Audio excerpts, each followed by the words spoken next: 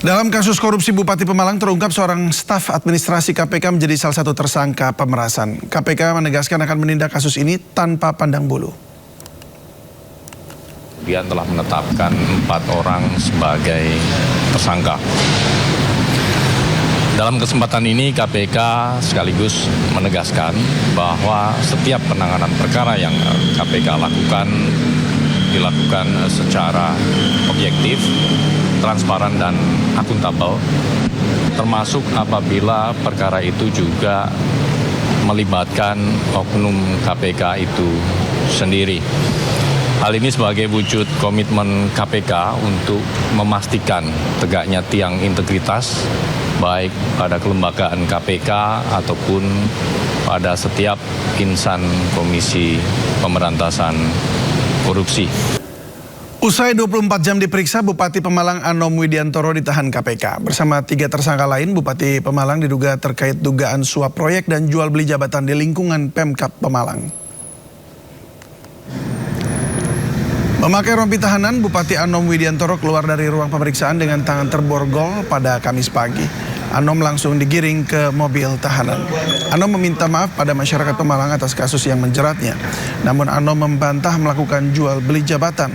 Sebelumnya KPK menangkap 21 orang dalam operasi tangkap tangan di sejumlah lokasi dengan menyita lebih dari 2 miliar rupiah.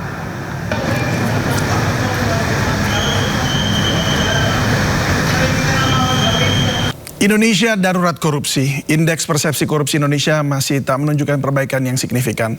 Terkuaknya aksi korupsi oknum aparatur negara memberi informasi bahwa jajaran aparatur juga bermain di lautan uang. Ironisnya tak ada lembaga aparatur yang benar-benar bersih seutuhnya. Nah, untuk membahasnya sudah bergabung bersama kami melalui sambungan Zoom mantan Ketua KPK Saud Sitomorang. Selamat sore Pak Saud. Sore Mas David. Ya Pak Saud, ini salah satu staf dari KPK ya ini ditangkap dan ditetapkan tersangka. Sebelum saya nanya secara teknis mengenai akses, apa tanggapan Anda mengenai hal ini? Ya tentunya memalukan dong ya, gimana di tengah Mas David tadi di peran pengantar juga mengatakan dengan indeks persepsi korupsi 34, saya di banyak tempat mengatakan ini benar-benar sekelas Nepal. Ini malah sekarang ini dengan kayak begini di bawah Nepal kelasnya sudah. Tinggal kita tunggu aja indeks persepsi korupsi Januari 2026 yang akan 2027. Jadi ini memalukan sebenarnya, dan tapi sebenarnya Mas David ya ini udah kita perkirakan kok ketika undang-undang KPK diganti tahun 2019. Kira-kira gitu Mas. Baik, nanti sebelum ke arah yang soal undang-undangnya, kita tanya dulu nih yang soal siapa saja sebenarnya di KPK yang bisa mengakses informasi mengenai perkara yang sedang ongoing gitu yang ditangani.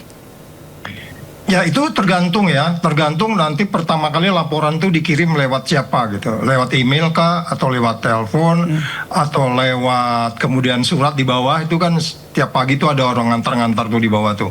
Ya itu biasanya dicatat tuh di situ. Nah itu dicatat itu by definition itu sebenarnya dia KPK sudah menanganinya. Selepas itu dibuka atau tidak oleh pimpinan, tapi begitu surat itu tercatat tanggal sekian itu artinya itu sudah ditangani oleh KPK. Nah kemudian surat itu masuk kemana? Biasa masuk ke pengaduan masyarakat, ke Dumas. Dari pengaduan masyarakat nanti mereka akan pelajari, diklarifikasi, di cross check, double check lagi, ditanya si pengirimnya, diajak bicara dan seterusnya, sampai kemudian kalau dianggap sudah cukup dia akan paparan kepada pimpinan, dan pimpinan menyetujui dilakukan penyelidikan. Nah penyelidikan tentu di situ ada kan satgas. Jadi kebocoran kalau Mas David itu lihat tadi bisa jadi waru pertama surat itu diterima juga sudah bisa mulai potensi kebocoran di situ. Karena ini kan disebutnya dia bukan penyidik ya, bukan penyidik, bukan penyelidik, tapi staf admin biasa. Tapi dia memiliki akses. Ini menunjukkan bahwa sebenarnya ada sesuatu yang kemudian agak berbeda dari yang sebelumnya, karena bagaimanapun ribuan surat, kadang-kadang bisa 8.000 surat per tahun itu kan semuanya itu potensinya adalah terjadinya peristiwa pidana, tetapi kelengkapannya yang belum. Nah kemudian bagaimana seseorang bisa mengakses itu, ini menjadi aneh. Yang saya pikir kita nggak tahu bagaimana dia mendapat itu, nanti bisa ditanya apakah tergeletak kemudian dia baca, atau bagian dari staf di situ dia tidak penyidik tapi dia bagian admin, kita nggak tahu, nanti itu yang perlu didalami Mas David. Baik, Anda kan juga dalam jajaran kepemimpinan ya. dalam tahap penyelidikan atau penyidikan ketika dibahas itu, biasanya siapa yang hadir? Apakah ada staf-staf admin yang juga ikutan hadir mungkin sebagai pencatat atau apa? Oh ya, selain penyidik atau katakan selain penyelidik, selain pimpinan, waktu dia ekspos bahwa kita akan mendalami kasus ini, ada beberapa pihak memang di situ. Dan itu tentu bisa juga diakses lewat CCTV, dan kemudian beberapa admin juga ada di situ, bagian Dumas ada di situ, pengaduan masyarakat maksudnya. Kemudian ada juga beberapa staf-staf yang tidak terkait langsung pada formil material persoalan korupsi. Mereka bisa jadi macam-macam. Ada juga dari protokol juga ada, karena mereka ngatur pertemuan ya. Jadi banyak sekali kemudian, ya Pak Saud ya. Banyak orang yang bisa mengetahui sudah sampai sejauh mana penyelidikannya atau penyidikan begitu. Iya, punya potensi memang, punya potensi. Apalagi kalau nanti dia mulai di proses perbanyakan dan seterusnya. Kadang-kadang kan penyidik atau penyelidik itu tidak melakukan kopian, ya, tolong diperbanyak untuk disiapkan untuk meeting ke depan. Kemudian dia juga akan didistribusikan kepada, di KPK itu ada penuntut ya, dalam hal ini teman-teman dari kejaksaan, mereka akan diajak untuk expose, untuk kemudian melihat unsur-unsurnya dan pasal mana yang akan dikenakan. Jadi Mas David bilang tadi, ada banyak memang potensinya si orang akan mengetahui, tetapi dia tetap internal KPK toh. Yeah. Pertanyaannya adalah, sejak KPK berdiri itu nggak pernah terjadi. Pernah dulu ada terjadi sekali waktu staf dari pimpinan membocorkan surat keluar dalam kaitan dimulainya penyelidikan, tetapi itu cepat diketahui dan gampang diokupasi dibandingkan dengan yang sekarang ini. Kalau kita lihat dari tahun 2019, saya mencatat ada hampir setiap tahun ada proses itu, ada masalah itu. Nanti kita bisa lihat. Itu artinya ada. Tapi seingat saya, apakah ada aja problem-problem menyangkut integritas dari staf ini? Apakah dia itu menjadi memanfaatkan istilah saya itu agent principal teori ya, yang itu ya asymmetry information artinya. Kalau prinsipalnya ini kan sebenarnya masyarakat ya. Kita yang memerintahkan KPK menyelidiki. Itu agentnya adalah orang-orang KPK gitu. Jadi mereka mengetahui banyak daripada kita masyarakat. Nah, ini mereka menggunakan itu untuk kemudian mengambil keuntungan dari sana. Dan saya pikir itu dari sisi teori agent prinsipal itu, ini saya nggak ngerti gimana sekarang di dalam, bagaimana dewasnya mengawasi itu, apa kejadian dulu baru mereka bekerja, atau kemudian mereka ada tahapan-tahapan yang dilakukan gitu, Mas David. Ya, oke. Tahun 2015-2019 waktu Anda jadi wakil ketua KPK itu kan Anda membangun juga Mas sistem. David, suaranya kedengeran? Oke, halo. Terdengar sekarang, Pak Saud? Halo? Halo? Pak Saud? Halo? Ya, apakah sudah bisa mendengar saya sekarang, Pak Saud? Halo? Cek. Oke. Suara nggak kedengar. Baik, Pak Saud, kami akan kembali ke Anda. Kami akan perbaiki koneksinya terlebih dahulu ya. Saya rasa ini audionya sempat hilang. Ada kritikan juga soal KPK ini.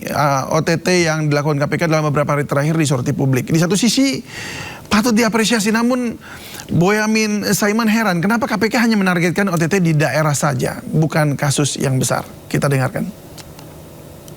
Makanya saya ngomong itu berburu di depan di dalam kebun binatang tiap hari akan bisa kena, tinggal mau yang mana gitu aja.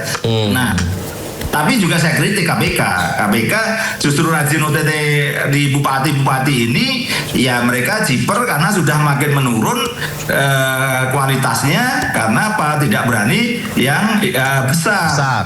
Jadi kalau yang dua terakhir ini ya, yang MBG itu sudah pernah dilaporkan KPK, tidak ditangani, kemudian ditangani Kejaksaan Agung. Terkait dengan Febri Ardiansyah, pernah bahkan saya ikut melaporkan di pertengahan 2024, tidak ada respon. Terus kemarin diajak supervisi di Polda Metro Jaya, kabur, kan? Nah ini saya ya sebenarnya kepala daerah harus ditangkap karena suap, tapi kemudian jangan kemudian ini jadi target utama gitu ya. Sekedar kerja, biar dianggap kerja, terus menangkapi bupati-bupati yang besar nggak berani. Banyak kasus mangkrak, EKTP mangkrak, CSTRBI BI juga mangkrak, lingkar pusat banyak yang mangkrak. Kemudian akhirnya ini alasannya mereka kalau dikejar, lah kami sedang sibuk OTT, maka yang kasus besar-besar akhirnya menjadi terlantar gitu. Wah, Ini yang menarik itu. Menarik itu, berarti nanti bisa kita jadikan bahan diskusi lagi ya Mas Boy ya. Mengapa KPK hanya menargetkan sejauh ini daerah-daerah saja OTT-nya, begitu ya? Iya, karena ketakutan mereka nampak sekarang ini bahwa mereka kena remote, takut sendiri. Padahal nggak ada yang menakutkan mereka. Tapi kalau takut beneran karena ada yang menakuti, oke. Memang kelihatan KPK-nya ketakutan, Mas Boy. Lah buktinya 2 kasus besar yang terakhir, Febri Ardiansyah itu kan penegak hukum, harusnya itu makanannya KPK, harusnya kan begitu. Masa kalah dengan polisi bahkan level Polda gitu kan? Nah, kan. Usai 24 jam diperiksa, Bupati Pemalang Anom Widiantoro ditahan KPK. Bersama 3 tersangka lain, Bupati Pemalang diduga terkait dugaan suap proyek dan jual beli jabatan di lingkungan Pemkab Pemalang.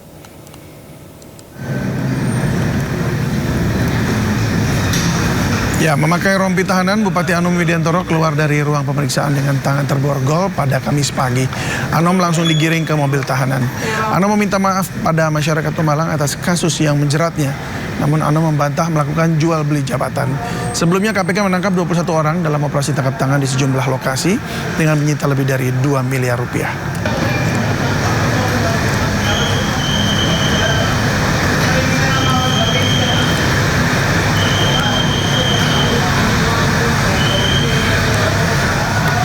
Dan dalam kasus korupsi Bupati Pemalang terungkap seorang staf administrasi KPK menjadi salah satu tersangka pemerasan.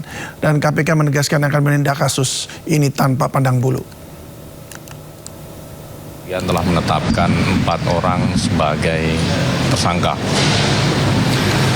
Dalam kesempatan ini KPK sekaligus menegaskan bahwa setiap penanganan perkara yang KPK lakukan dilakukan secara objektif, transparan dan akuntabel, termasuk apabila perkara itu juga melibatkan oknum KPK itu sendiri. Hal ini sebagai wujud komitmen KPK untuk memastikan tegaknya tiang integritas baik pada kelembagaan KPK ataupun pada setiap insan Komisi Pemberantasan. Ya, kita kembali lagi berbincang dengan mantan wakil ketua KPK, Pak Saud Sitomorang. Pak Saud, sudah bisa mendengar suara saya sekarang, Pak Saud? Halo, Pak Saud? Halo? Ya, oke. Sudah bisa dengar suara saya, Pak Saud? Ya. Ini mungkin ada yang nggak suka kita bicara nih sore ini. Iya. Ya, Gimana, Mas? rasanya ya banyak yang nggak suka kalau mereka kehilangan uang, Pak. Baik. Pak Saud, kembali lagi nih ya. Tadi ini ada dugaannya adalah melakukan pemerasan. Artinya dilemparkan ke orang tuanya, lalu orang tuanya yang melakukan seperti negosiasi begitu untuk jadi mafia kasus. Nah, dari pengalaman Anda, apakah penyalahgunaan informasi perkara ini biasanya dilakukan sendirian atau justru cenderung melibatkan jaringan begitu di dalamnya? Ya, di dalam bisa saja mereka bekerja sama, apalagi kalau dia memang tidak punya akses terhadap dokumen itu. Kan kita nggak tahu nih sekarang yang bersangkutan ini ngambil dokumen langsung, dia ngambil atau lewat seseorang lagi kan gitu kan. Nah, maka itu nanti kita lihat apakah memang dia langsung menangani itu sehingga kemudian dia di-copy sama dia atau kemudian mungkin dia tidak copy tapi dia catat. Kan nanti dia memberikan informasi itu kan kita bertanya bentuknya seperti apa. Cukup aja 2-3 baris informasi juga bisa saja, nggak mesti harus lengkap. Ya kan? Ya ada bla bla bla bla bla bla bla bla bla kirim lewat WA juga bisa. Dokumen jadi saya 2-30 lembar dan seterusnya, dan ini sekarang sedang dalam proses dan ini tinggal dipanggil-panggil. Mungkin bisa jadi kan mereka akan dialog tuh.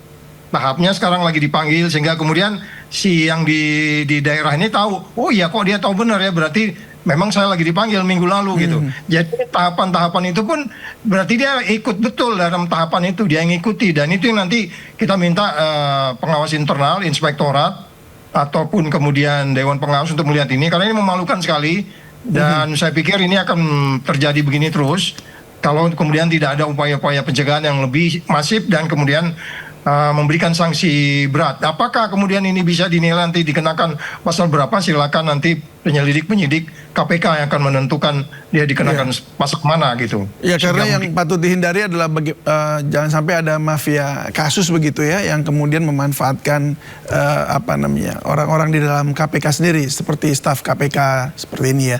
Dan gini Pak, waktu itu kan Bapak juga adalah yang membangun sistem pengawasan internal, kemudian juga pengamanan informasi perkara dan juga budaya integritas gitu di KPK. Nah, kalau dilihat-lihat ini kasus seperti ini terjadi dibanding waktu saat Anda menjabat, itu apa yang kemudian menjadi kelolosannya? Di titik mana, apakah itu pengawasan kah atau apa yang menjadi lemah saat ini? Ya, kalau menurut saya sih Mas David ya memang doktrin pertama ketika orang masuk KPK itu kan dikenalkan apa yang disebut 9 nilai. Pasti permisa bosan kalau dengar gue ngomong 9 nilai. Tapi 9 nilai itu adalah yang kita ajarkan di banyak tempat juga. Semua kementerian kita ajarkan itu. Yang pertama kejujuran dan seterusnya sampai keadilan itu. Jadi maksudnya gini loh. Ketika nilai-nilai itu dirusak dengan kemudian tidak dibangun sebagai bagian daripada value organization-nya, ini yang kemudian menjadi kita sulit untuk memastikan seseorang itu berintegritas atau tidak. Karena memang setelah nilai itu kan di dalam ya, struktur, strategi, sistem, segala macam itu kan bisa berubah-berubah ya. Tapi ketika nilai itu dirusak, kejujuran, kepedulian, kemandirian, tanggung jawab, keberanian dan seterusnya, ketika itu dirusak, mau dibikin sistem kayak gimana juga itu rusak gitu loh. Itu sebabnya dari awal tuh KPK yang dibenerin tuh nilai dulu, baru nanti strategi, uangnya dikit, orangnya dikit, itu akan menyesuaikan. Yang penting kita, karena ada satu nilai yang disebutnya kesederhanaan dan seterusnya. Nah, kalau Mas David tadi tanya bagaimana di masa lalu memang itu letaknya di pengawas internal. Mereka sangat proaktif dan dia 24 jam mengawasin kita. Pimpinan KPK diawasin mulai dari berangkat ke rumah masuk ke kantor. Di rumah dia ngapain aja dia, ketemu siapa dia dan seterusnya. Sekarang ini udah nggak bisa begitu. Bahkan menurut saya sangat lemah. Pengawasnya itu seperti inspektorat biasa karena mereka tidak mandiri sebagaimana pimpinan bisa diawasi ketika itu. Dan contoh umpamanya kalau ada seseorang pegawai pengen menghadap pimpinan, mereka tidak pernah datang sendiri, selalu harus 3-4 orang, jadi nggak ada konflik of interest. Kalau dia menghadap pimpinan itu apa problemnya? Oh, karena dia besok sakit mau operasi, ya oke, itu pun harus didampingi 2-3 orang gitu. Jadi yang saya bilang body system atau saling cross check satu sama lain itu sudah nggak berlangsung itu di sana kayaknya. Kalau berlangsung pasti ini sempat bocor nih. Kan kita bisa gejala orang kan, kok dia pingin tahu atas kasus ini, kok dia pingin kapan umpamanya dia melakukan komunikasi clandestine, bisa jadi mungkin di rumah ya, tidak di kantor. Tetapi karena dari dalamnya itu memang waktu itu dia adalah disebutnya sebagai berintegritas, dia tidak akan melakukan upaya-upaya itu. Dan itu terbukti dari sejak berdiri sampai 2019 ada sih, tapi tidak dominan kasus itu, ada beberapa. Ini kan jadi yang Mas David bilang menuju ke arah Markus itu jadi seperti penegak hukum lainnya. Ini sangat memalukan Mas David. Ya, apakah pada saat perekrutan gitu ada kayak psikotes gitu yang memang bukan cuma penerapan memberi 9 nilai tersebut, tapi kayak psikotes memang bahwa ini orang bakatnya memang ada nih bakat mau mencuri atau ya mengakali sistem gitu. Ya, memang ada ya, dan bahkan kalau di periode sebelumnya itu kan melakukan psikotes itu adalah tim yang sangat independen dari luar. Dan nanti dia bisa menyimpulkan secara independen dari luar karena dia bukan bagian dari KPK. Bagian KPK itu hanya menerima hasil tes itu. Jadi benar-benar tim itu independen. Sekarang dengan sistem kepegawaian negeri sekarang ini, saya nggak ngerti sistemnya seperti apa. Dan kapan anak ini masuk ini? Apakah ini dia masuk ini setelah waktu undang-undang lama atau undang-undang baru kita pelajarin juga. Jadi artinya gini, ketika kemudian orang ingin join ke mission impossible ini, karena memerlukan orang-orang yang di atas rata-rata lah, IQ-nya juga di atas rata-rata, motivasinya, integritasnya, daya tahannya dan seterusnya. Kemudian bagaimana itu bisa masuk ketika kemudian pegawai negeri biasa, ini kan mereka sekarang ASN biasa, saya nggak ngerti sistem rekrutinnya gimana, apakah ada satu unsur dari independen yang betul-betul menilai anak ini direkomendasikan, karena ini tidak memenuhi, anak ini kalau masukkan harus membenahi hal berikutnya dan seterusnya. Itu ada rekomendasi seperti itu. Saya nggak ngerti sekarang sistemnya seperti apa di dalam. Yang menarik adalah kapan anak ini masuk, ini menarik untuk dikaji nih, gitu Mas David.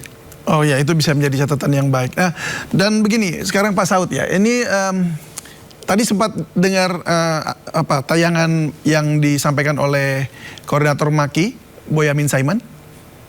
Oh, aku nggak capture tadi ya. Nggak dengar tadi ya. Oke, baik. Jadi begini, dikatakan KPK saat ini itu lebih banyak fokus pada ya ini tadi bupati-bupati di kabupaten-kabupaten gitu yang istilahnya memang sudah ada dalam daftar nama orang-orang yang memang akan diciduk oleh KPK begitu ya. Jadi seperti kayak berburu tapi di dalam kebun binatang kalau menurut istilahnya Bang Boy itu.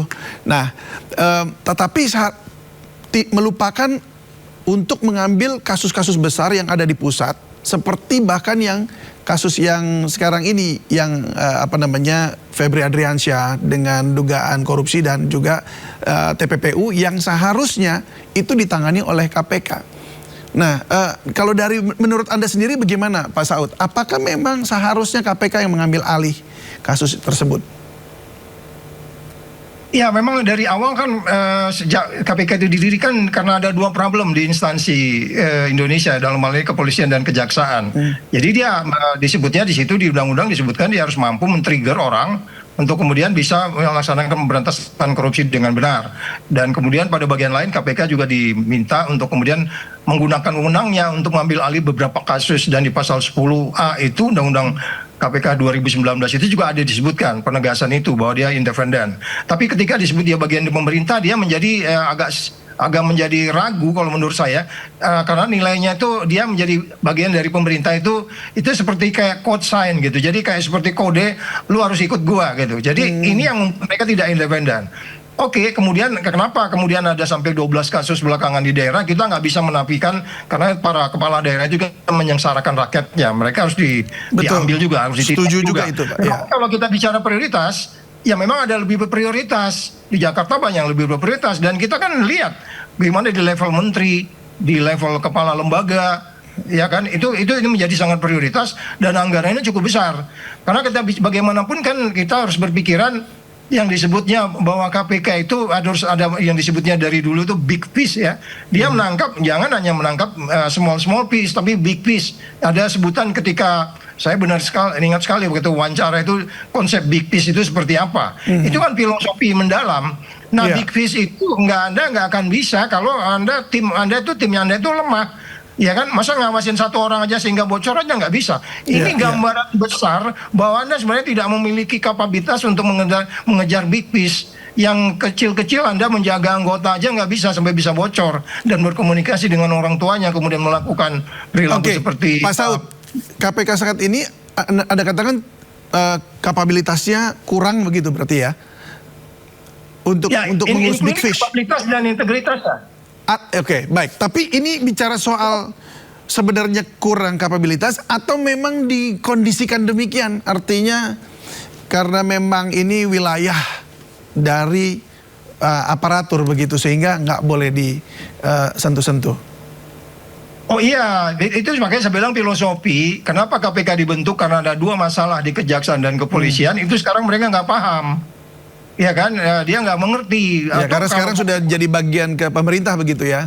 Ya, jadi bagian dari pemerintah dia berpikirnya normatif, tidak proaktif. Dari sisi pengawasan saja, dulu saya tadi di bagian depan sudah mengatakan, pengawas internal itu dulu levelnya deputi. Tapi dia bisa memeriksa pimpinan KPK, yang meriksa golongannya lebih rendah dari pimpinan KPK, karena ada egalitarian di KPK. Sekarang apakah egalitarian, kita nggak ngerti. Jangan-jangan udah jauh dari perilaku egalitarian, integrity, dan kemudian ini yang menurut saya ataupun meritokrasi tadi ini membuat saya menjadi problem untuk kemudian kita bisa berharap dia menyelesaikan yang big fish. Bagaimana Anda big fish net Anda aja bocor-bocor kan gitu kan, itu dia besar gitu kan kira-kira gitu Mas David. Jadi mungkin oke, baik, terakhir nih, tapi jadi mungkin kita nih masih punya harapan atau enggak ya, karena kan tadi saya sempat sampaikan di awal bahwa kalau mau membersihkan lantai yang kotor tapi menggunakan pel yang kotor kan nggak bersih-bersih juga nih, ya kan Pak Saud. Nah, ini gimana caranya membersihkan yang seperti ini, lalu apakah kita memang masih ada harapan ini soal penegakan hukum di sisi korupsi ini?